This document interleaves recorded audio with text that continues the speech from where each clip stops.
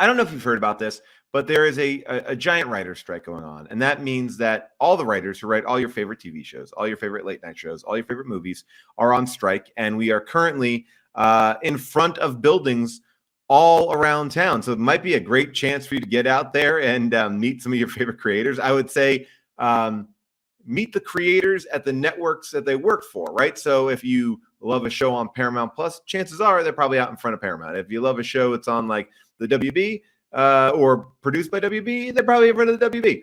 I will tell you, it has been an amazing experience. I went and picketed today for a little bit over at Sunset Gower, saw a bunch of friends, but the big issue is, and let me pull this up here for a second. I got a bunch of stuff to show you, but I want to make sure I do it right.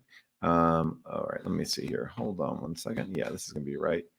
You always know there's a little bit of element to tech issues. Okay, that's always me. That's always going to be what's going to happen here. I'm going to share a screen. Got that? Got it. All right, watch this now. Watch this. Watch what I'm going to do. Okay, so put this in. Am I putting it in? I put it in. Let's do it. Boom. There it is. Hey, look, I have like a news layout. All right. So late night talk shows canceled. We're still on the air. Why? Because this is not a guild show. There is no corporate overlord here. There's no money exchanging hands. We have no deal. So this can be a fluid show that we can actually do right now.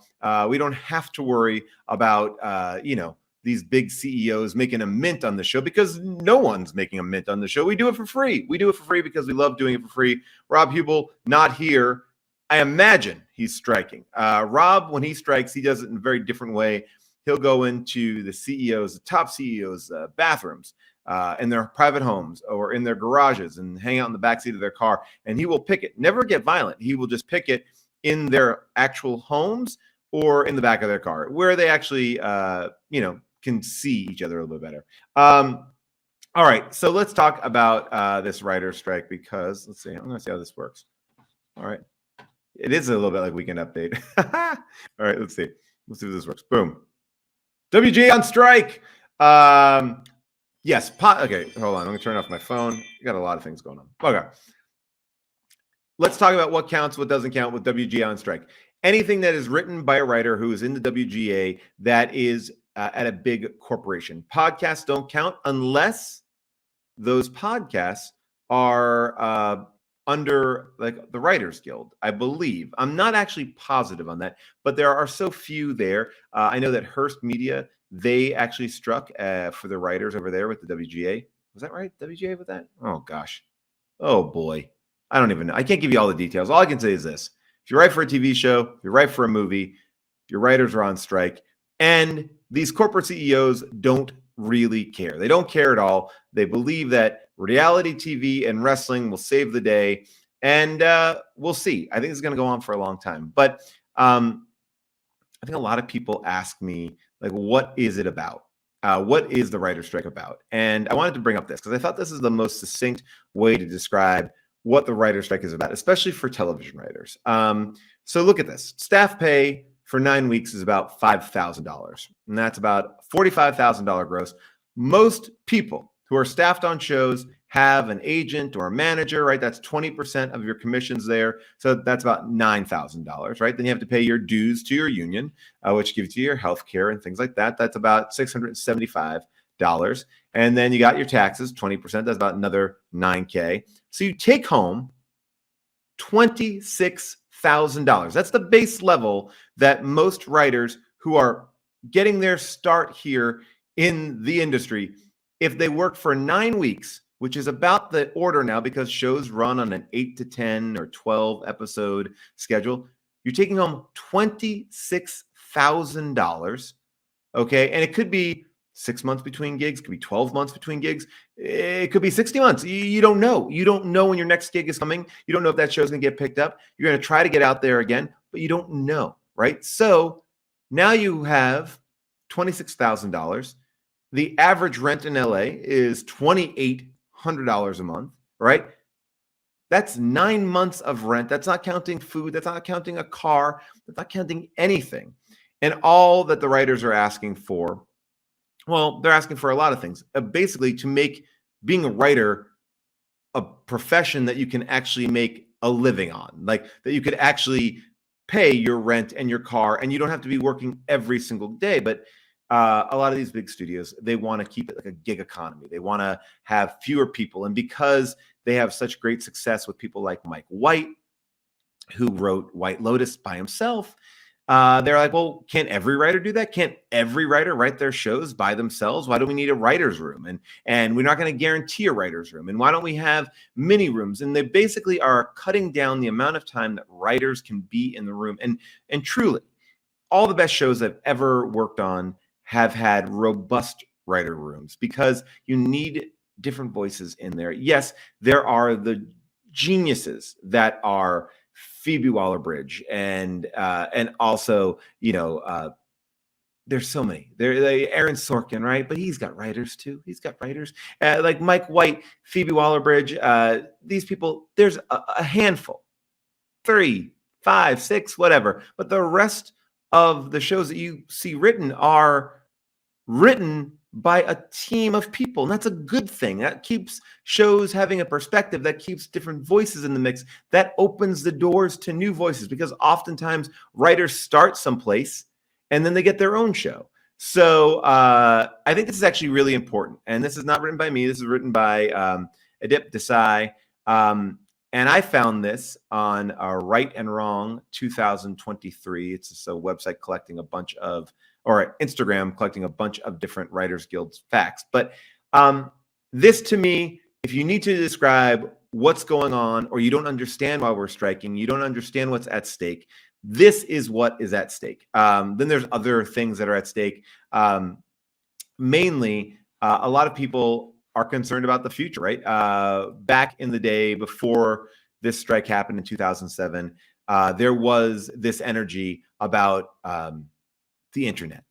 And these corporations, these giant corporations said, well, we don't plan on doing anything on the internet. And now cut to, over 10 years later, and everything is streaming, right? So there are some provisions that we've put in this contract where, hey, we want to make sure that you can't just have like an AI script.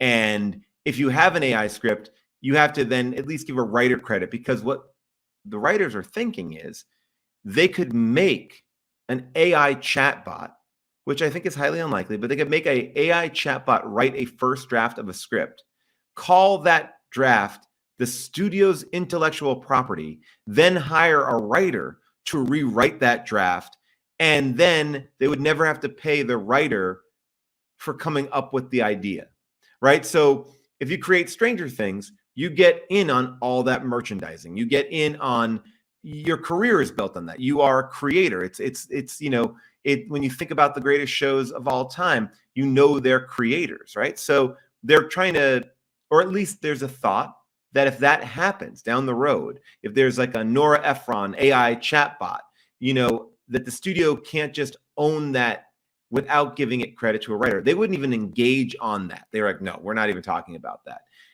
And this is the kind of fear that's going around. There's one other thing they talked about, which I thought was really funny, which was a lot of writers are forced to do unpaid labor, right? So if you write a script, you get paid half when you start writing it, and then half when you hand it in.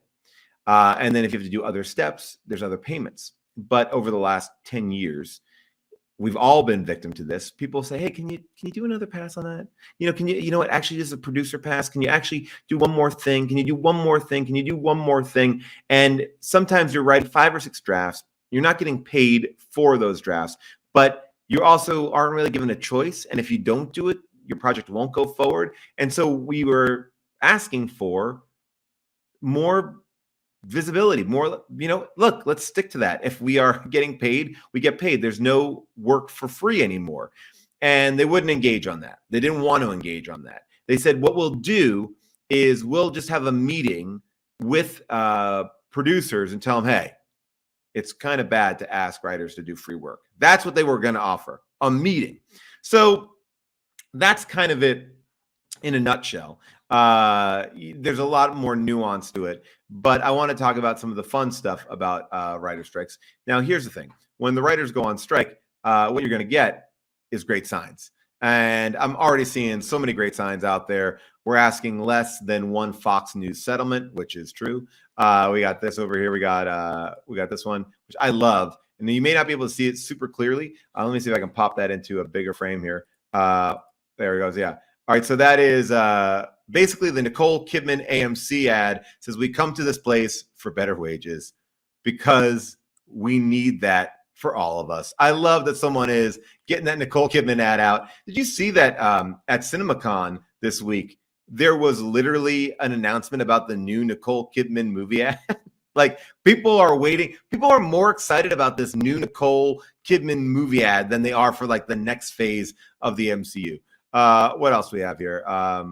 We got this. Okay. Oh, I want to talk about this. I'll talk about this. So, if there's any doubt that the studios don't really care, that the studios are content with paying writers next to nothing, and that they are not afraid of the writers being on strike, I will show you one image, and that image is simply this. This is the head of Max, the newly titled Max, HBO, formerly David Zaslav, who just was front row at a Knick game last night. Every writer just went on strike at his company. Where did he go? To a Knick game. Flies cross country to go to a Knick game. Now, as a New Yorker, I would have loved to have been there. I'm a Knick fan. But also, I'm a Clipper fan now. But it just goes to show you, like, can't be that serious about this strike if you decide to, like, just jet set cross country to go catch a Knicks game. But also, if you're jet setting across country to get courtside seats to a Knicks game, chances are you can probably share that wealth a little bit to the people below the line.